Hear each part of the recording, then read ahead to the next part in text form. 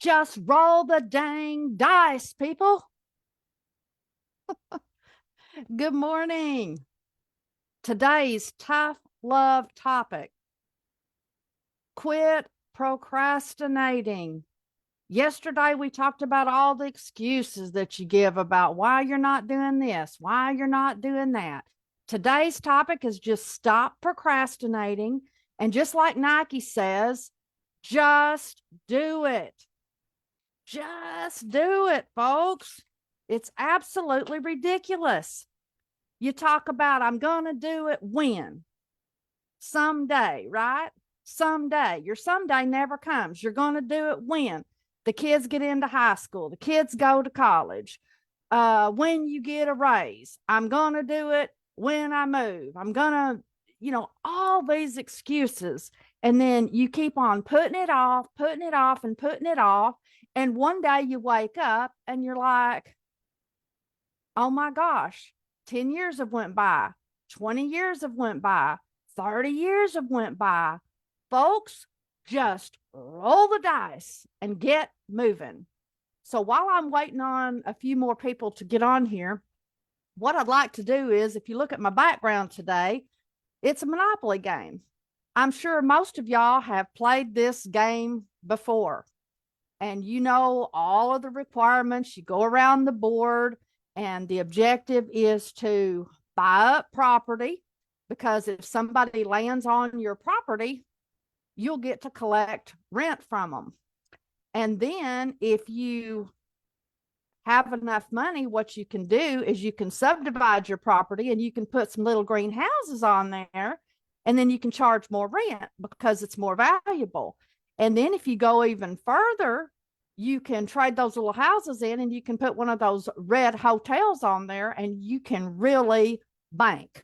So while we're waiting on a few more folks, I thought I would give you some tips on this Monopoly game in case you don't know these tips on how to win the next time that you go.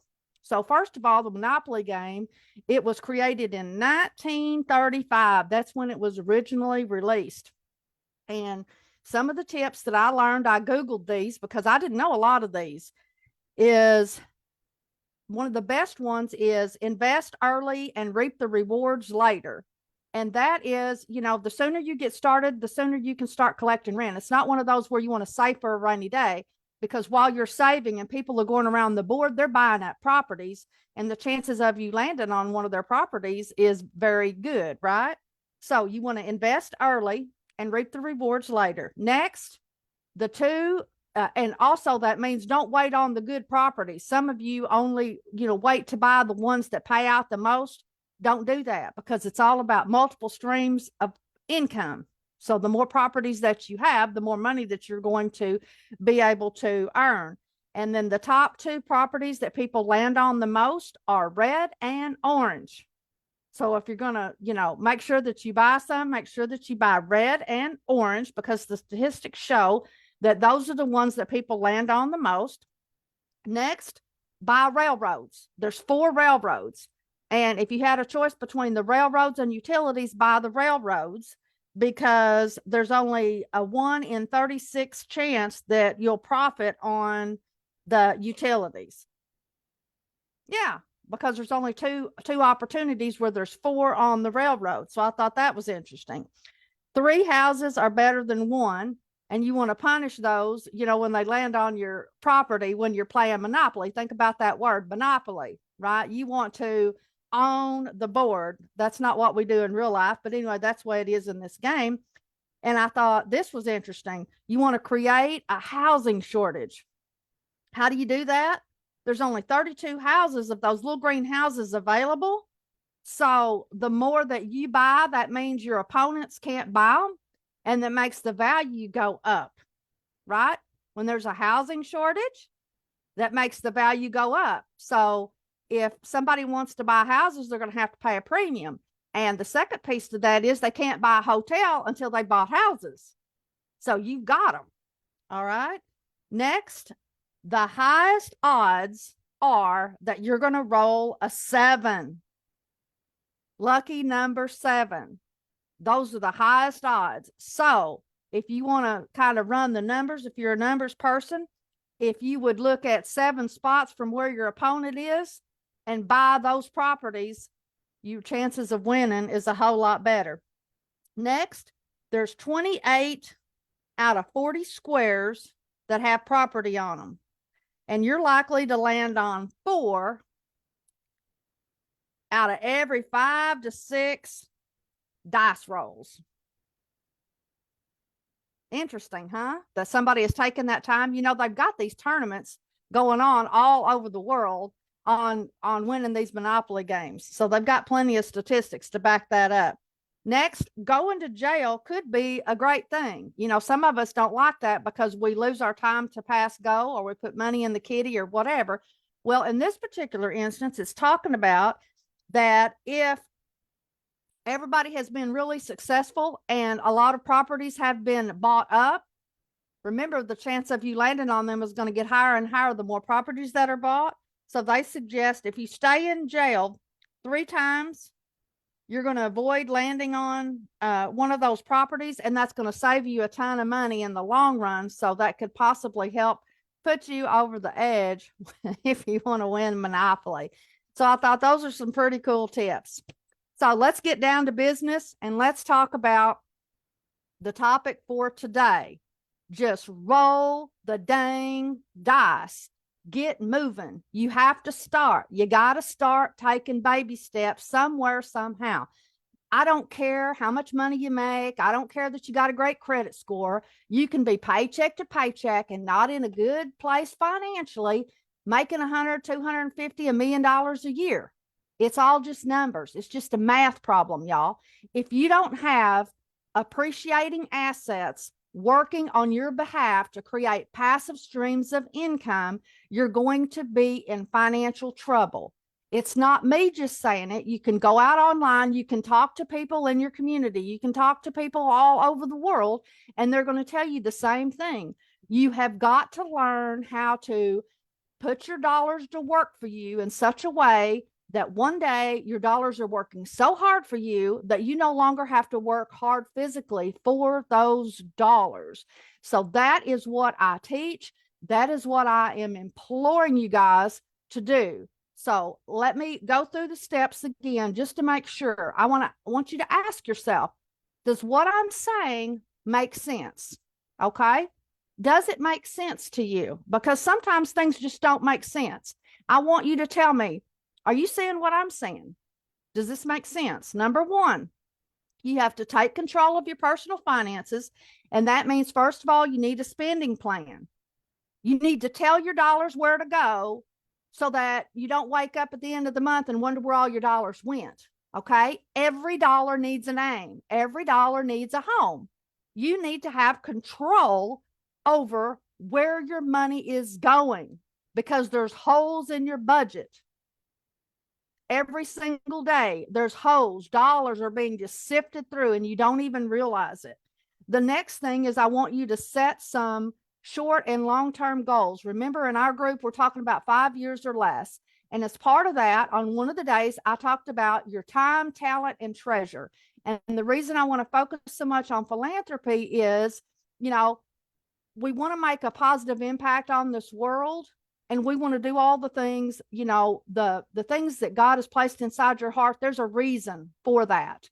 That is your gift to the world. So you need to make sure that you are doing everything in your part to share those gifts with the world, because somebody out there needs what you know. They need what you have.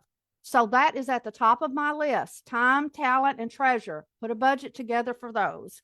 Next, you need to have an emergency savings fund, because emergencies happen. I don't care who you are, under what circumstances, but if you have an emergency fund set aside, your life is a whole lot less stressful. Trust me. Trust me. Next, you need to go on a 30-day dumb debt challenge. You need to track all of your spending. You need to see where you're losing that money, and you need to eliminate bad debt as soon as possible. Bad debt, dumb debt, whatever it is that you want to call it. Car payments. Yeah, I'm talking to you. You need to get rid of those. Anything that is not an appreciating asset, which means if it is not going up in value, If it is not putting your money to work in some special way, you need to work on eliminating it. All your credit card debt, gone. Furniture payments, gone. All of that junk that you're spending, your clothes, jewelry, all of that stuff, get rid of it, folks. Eliminate it. Take it out. That way you've got some excess cash flow available to build you a better financial future. Next, I want you to talk to a financial planner. I don't care if you're broke as joke. I really don't, because you need an eye opener. You need somebody besides Nancy Gaskins slapping you upside of the head, giving you a wake up call saying, look, if you want to truly live life well and appreciate your golden years, and you want those golden years to be golden, you need to start taking action today. You need to do something today, because time is money, and we know about compounded interest and all of that stuff. The longer you wait, the longer you procrastinate, the more money you're going to have to put aside, and the likelihood of you achieving your goals is slim next to none. So I'm not trying to scare you. I'm just trying to give you a wake-up call. Go talk to somebody. You can play around with the numbers online, but maybe you want to talk to a professional so that they can really give you the goods and tell you and show you a pathway. And then you need to create a plan and plan your work and work your plan. Next, you need to talk to a tax advisor. And I've got this in my background, so I can say this, and I'm not trying to be mean or nasty. CPAs are not tax advisors. People who do taxes are not tax advisors. You need somebody who can really advise, advise you on tax strategies. There are some really great tax strategies out there, and you're probably not taking advantage of them. Just because somebody can do a tax return doesn't mean that they can give you tax advice. They just know how to plug in numbers and where they go on that tax form. Okay. And a lot of people don't specialize in that.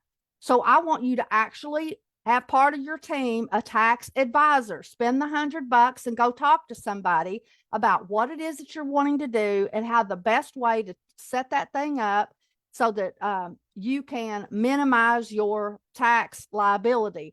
The next thing is if you're a wage earner and if you're a W-2 earner, that means you go to work and somebody pays your bill. Okay, somebody pays you wages and you get a W-2 at the end of the year. You need to make sure that you're not getting a tax refund every year. And I know some of y'all count on that and act like it's a savings account. That's really ridiculous. And it's really stupid. And tough love again, it's stupid that you're letting Uncle Sam sit on your money all year long because you don't have the discipline to do it yourself. You can automate this stuff. You can do all kinds of stuff, and you need to be investing that money, not letting Uncle Sam save it so you can use it for, a vacation or whatever the deal is. That's ridiculous. Grow up. Guys, you know I love you, but I'm telling you, grow up and stop it. Stop doing these stupid things with your money. You're doing what everybody else is doing, and so it looks normal. You don't want to be normal. You want to be weird, because that's the top cream of the cream of the people. You want to be doing what those people are doing. That's who I'm following. I'm following people who are mega wealthy. I'm doing what they're doing so that one day my finances are going to look just like theirs. I don't want to be average. I don't want to be mediocre. I want to be extraordinary. I want to make a huge impact. How about you? Next, again, make sure that you're taking all the tax deductions. Make sure you got your exemptions set up so that you got more money in your paycheck, especially those of you who are struggling right now, week to week, month to month, whatever your pay period is. You can go in there and change those exemptions 100 times if you want to. There ain't nothing HR can say about it. It's yours to do with what you want. Okay, so you can change those. Next, let's see here.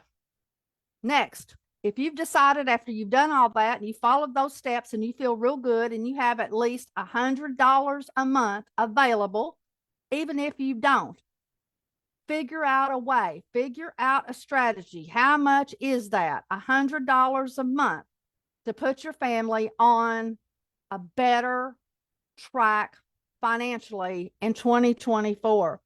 And I want to talk about that just a little bit. One of the things that I'm doing down here, because I'm in Northwest Florida, is, everything that's for me right now is the foundation is with real estate.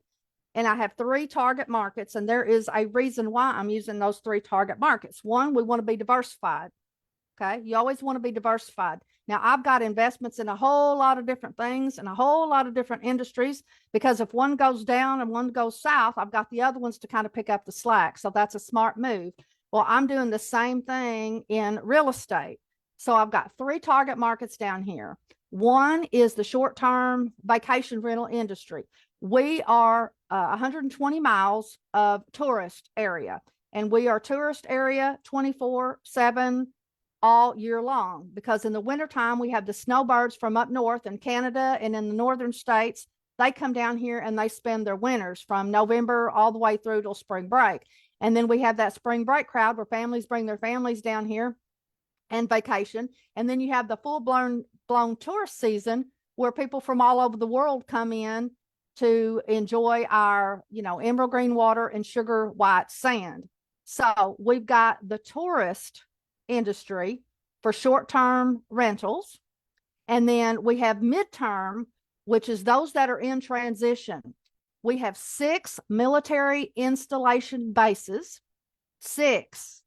That means there is a lot of families here that rely on our economy, and they all have to have housing.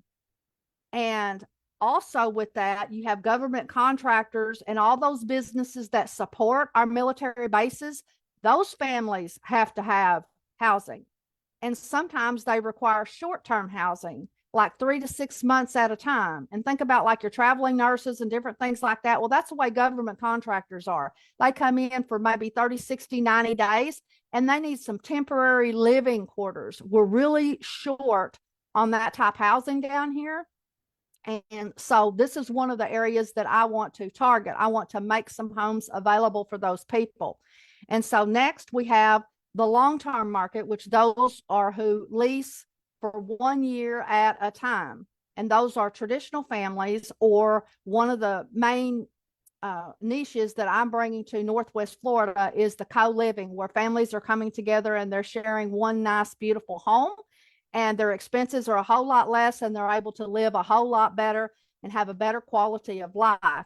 So I've got those 3 target markets. Now, you might be saying, gee, what about the hurricanes? Yes, we want to keep that in mind, because there's always a chance of hurricanes in our area. And how is that going to affect my investment portfolio? Well, first of all, we want to make sure that I minimize the risk by making sure that I buy in locations that are not prone to flooding or that have not been hit previously in previous hurricanes, and I can have access to that data. So that's one layer. The second layer is, even though we're 120 miles, my region where I'm specializing, of the Emerald Coast, 120 miles along the shoreline along Gulf of Mexico, I also have from here all the way north. And what I'm really focused on is I want to target areas where military families need to live, where they are in close proximity to their work locations. So I can go inward a little bit and buy properties as well, because there's a lot of little communities that are growing that are just really ripe for investing in real estate in those areas. So if a couple of my properties get hit that are close right here on, right here on the Gulf of Mexico, and maybe put those out of commission, I'll have other properties inland where that won't be an issue. So I just wanted to share that a little bit with you on how I plan on minimizing my risk a little bit when it comes to hurricanes. And also, we have flood insurance and we have hurricane insurance. And one of the things that's awful, I guess, but the hurricane insurance is is an addition to your insurance policy, and that percentage that you have to pay, your deductible, is a percentage of the value of your home. So that can get really expensive. So we have to have a sinking fund available, that I fund for the what ifs. Again, you want to roll the dice, you want to move forward, you want to jump in, but you also want to be smart, and you want to be able to minimize the effects. If we had a hurricane, what are we going to do? Well, that means that Nancy doesn't need to have every single one of her properties right here on the water where it's more likely that she's going to get hit and targeted, and would put their rental income at bay until the insurance company decides to pay or we have issues with that. Make sense? All right. So again, if this makes sense, and I sure hope it does, I really would love for you to join me this year. I'm really excited about the potential that is available. This is going to be the largest cohort group that I have ever dealt with before. So I'm sure there's going to be some challenges. But again, if this makes sense to you, if you know anybody who has $100 a month that they can set aside to improve the financial fitness of their family, and hopefully that is you, send them my way, because I'm going to be buying real estate, which is a hard asset. It is an appreciating asset, which means over time, we expect the value to go up. Now, the other thing with this is why I'm opening this up to a larger group this time is because I am expecting something different this year. I'm expecting over the next 24 months that we are going to have a housing crisis. And I'm expecting that prices are going to go down, which for me, that means houses are going to go on sale, like a fire sale. And I want to have enough cash available in my kitty so that I can take advantage of those opportunities when they arise. I'm going to start investing in February, depending on the amount of money that I have available in the platform, but for sure March. But I would like to get started in February. And if I'm able to buy property every single month, I want you to think about that like dollar cost averaging is when you're buying mutual funds or stocks and things like that, where you can't time the market, y'all. You never can. So if you procrastinate, you could miss out on an opportunity. So I'm not going to do that. My strategy, my numbers work regardless of what market it is that we're in. And that depends on which of the 3 strategies that I'm using for each of the houses that I buy. Makes sense? For example, co-living, I can make those numbers work in any kind of market. Just can. That's the way the numbers work. It's just math. It's not funny math. It's real legitimate math. And for those of you who think that you have to be a math nerd to check these numbers out and see if they work, you don't. If you can add, subtract, multiply, and divide, you can figure this stuff out. It's not rocket science, y'all. If I can do it, you can do it. But anyways, basically all you're doing is you're watching over my shoulders. You don't really have to do anything. And at the end of the year, on my birthday month, this is the way I'm doing it this year. In November, which is my birthday month, I'm going to celebrate by taking 80% of any of the revenue generated in any of those platforms that we're using. We're going to distribute among all the supporters and all of the trainees that are in the program. This is a way of giving back. And this is also, we have to be careful with our terminology on how we say things and how we do things. So this is the best way that I have found that we can do that with least amount of red tape and hassle. So I hope y'all have a fabulous week. And again, stop procrastinating, just throw the dice, get busy, get moving. And this is Nancy Gaskins, sowing seeds of financial hope and entrepreneurial opportunity in communities around the globe.